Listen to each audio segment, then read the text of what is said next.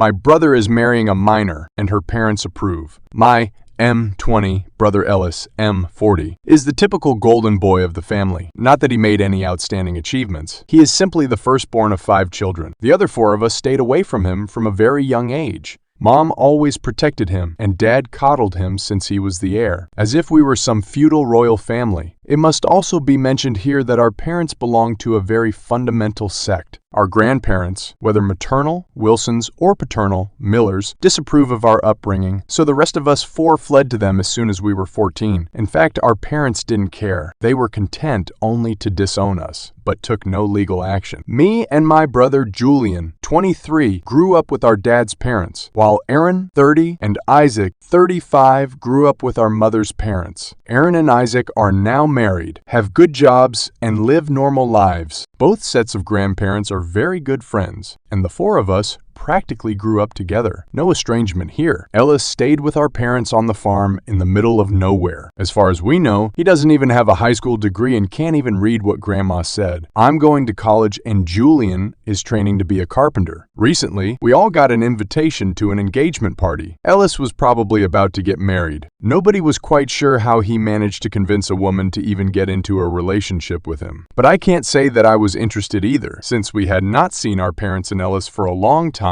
we agreed to come and decided to drive to the farm together. Our grannies baked cakes, and Grandpa Miller brought his infamous brisket. It was a kind of peace offering since he and Dad had pertet with an argument. When we arrived at our parents' house, Mom and Dad greeted us in the yard. Ellis was there too. He looked terrible. He'd put on a lot of weight, stank like hell, and seemed a little drunk. I was horrified. It got even worse when he introduced us to his fiancée. She was no taller than 5'1", hadn't even hit puberty, and obviously seemed very frightened. Then there were her parents, who looked like they stepped out of The Hills Have Eyes. We all tried to be polite even when we agreed something was wrong. We found out later that evening that Ellis' fiancée was just 12, hadn't gone to public school, and lived with her parents in an old cabin in the woods, and our parents had met their parents at the sex church. Our grandparents and we brothers are all incredibly shocked and afraid for the girl. Ellis already treats her like a dog, and from what we know from our parents, she won't fare any better with them. Her parents seem like they just want to get rid of her. I never thought something like this could happen in real life. Of course, our grandparents couldn't take it for granted that Ellis was about to marry a child. Everyone knew it was illegal. The church waiting to take place in a few weeks was not legal, even if her parents signed the papers. Isaac, who has a friend who works in a law firm, asked what they could do. We ended up reporting everything to the police and CPS. However, this took many weeks. I never thought it would take the authorities so long to react. We weren't there. But later, Isaac said the police raided Mom and Dad's house. Everyone was arrested, and the girl, her name is Anna, is now in a foster home. She has serious injuries, and Ellis has apparently already consummated the marriage with her. Anna's parents were also arrested. In their hut, the police found 4 more children, all boys and girls no older than 11, and 1 infant. All children are with CPS and will probably never see their parents again. I hope this strange sect to which our parents belong will also be investigated. I can't imagine that this is an isolated case. We got a letter from Anna thanking us for helping her. She didn't describe what happened to her, but we could piece it together from what little we knew. Our grandparents offered her to come and visit us if she wanted. Even if she doesn't want that, I hope that her life will be better now. Also, for her siblings.